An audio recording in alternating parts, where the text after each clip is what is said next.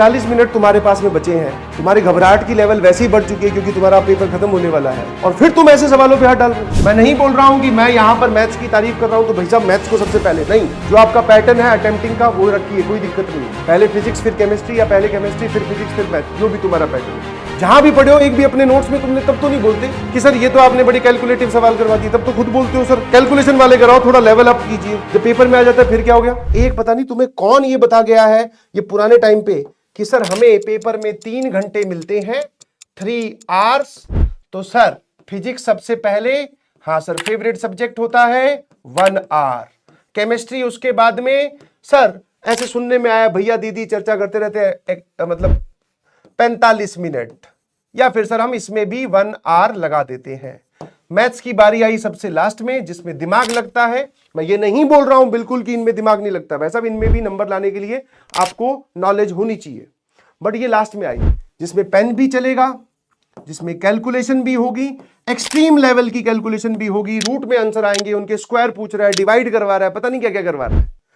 और सर यहां पर लेते लेते हम पहुंचे 1 घंटा। ये 1 घंटा मैं टेक्निकली लिख रहा हूं, आप सच्चाई जानते हैं जब आप यहां पहुंचते हैं तो आपके पास में 1 घंटे की जगह 40 मिनट ही बचती है। समझ में आया कि नहीं समझ में आया? आपके पास में ये 40 मिनट ही बचती है, आप पता नहीं कहां टाइम लगा के आते हो, या तो यहां पे खेलने लग जाते हो, भाई साहब अच्छे से पढ़ी थी, आती भी है, आसान भी आ रही है। अब आसान भी आ रही है इसका मतलब ये थोड़ी है कि तुम इसमें 1.5 घंटा दे के आओ। आसान आ रही है तो मतलब यहां से टाइम निकालो, इसको 45 मिनट में निपटाइए। आसान आ रही है तो ये आसान आ रही है तो इसको 30 मिनट में निपटाइए। इनका जो टाइम बचा वो यहां लगाइए, क्योंकि अगर ये आसान भी आई तब भी इसमें पेन चलाना पड़ेगा।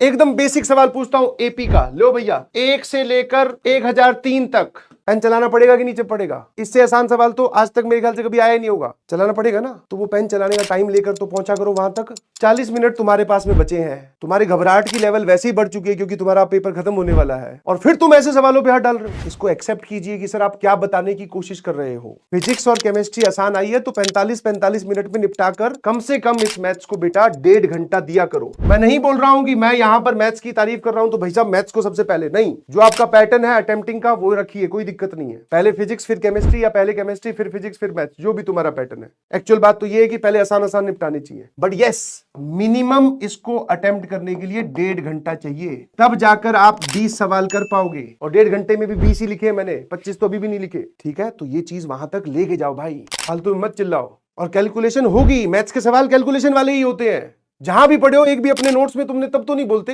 कि सर ये तो आपने बड़ी कैलकुलेटिव सवाल करवा दी, तब तो खुद बोलते हो सर कैलकुलेशन वाले कराओ, थोड़ा लेवल अप कीजिए। जब पेपर में आ जाता है फिर क्या हो गया?